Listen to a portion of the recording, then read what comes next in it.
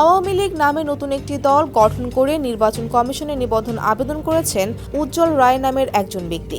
আবেদন অনুযায়ী সোমবার দলটি গঠন করে ওই দিনই তিনি নিবন্ধনের জন্য আবেদন করেছেন। আর প্রতীক হিসেবে চেয়েছেন নৌকা অথবা ইলিশ। দলের কার্যালয়ে দেখানো হয়েছে ঢাকার বঙ্গবন্ধু এভিনিউ। গেল ৫ আগস্ট ক্ষমতাচ্যুত শেখ হাসিনা সরকারের দল বাংলাদেশ আওয়ামী লীগের প্রতীকও ছিল নৌকা। নিবন্ধনের জন্য আবেদনকারী উজ্জ্বল রায় নিজেকে আওয়ামী লীগের সভাপতি পরিচয় দিয়েছেন। দিনাজপুরের পার্বতীপুরের ছেলে উজ্জ্বলের বাবার নাম নরেশ চন্দ্র রায়, মাতা পারুল রায়।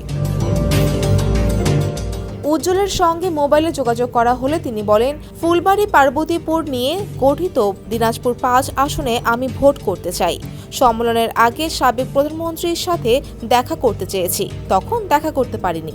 আমি ওই আসনে নির্বাচন করতে চাই। আমার দলে এখন পর্যন্ত আমিই একা আওয়ামী লীগ নামে নিবন্ধন আবেদন করেছি। নিবন্ধন আবেদনের ৭ক ঘরে বাংলাদেশ আওয়ামী লীগের সাবেক মন্ত্রী মোস্তাফিজুর রহমান ফিজারের নাম উল্লেখ করা হয়েছে। যদিও সেখানে দলীয় প্রতীকে নির্বাচিত একজন সংসদ সদস্যের নাম জানতে চাওয়া হয়েছে। ফিজারের দিনাজপুর ৫ আসনে নির্বাচন করতে চান জানিয়ে উজ্জ্বল বলেন, এখানে নির্বাচন করতে আমি ইসি আবেদন করেছি। সারা দেশে কমিটি করতে গেলে যে টাকা দরকার তা আমার কাছে নেই, এই জন্য আমি একাই কাজ করব। এই বিষয়ে দৃষ্টি আকর্ষণ করা হলে ইসির অতিরিক্ত সচিব KM আলী নেওয়াজ বলেন, একটি রাজনৈতিক দল নিবন্ধনের জন্য যে আইন ও বিধি আছে তা পর্যবেক্ষণ করে সমস্ত শর্ত যদি পূরণ করে তাহলে তাকে নিবন্ধন দিয়ে থাকি। শর্ত যদি পূরণ করতে না পারে তাহলে আমরা তাকে গ্রহণ করতে পারব না।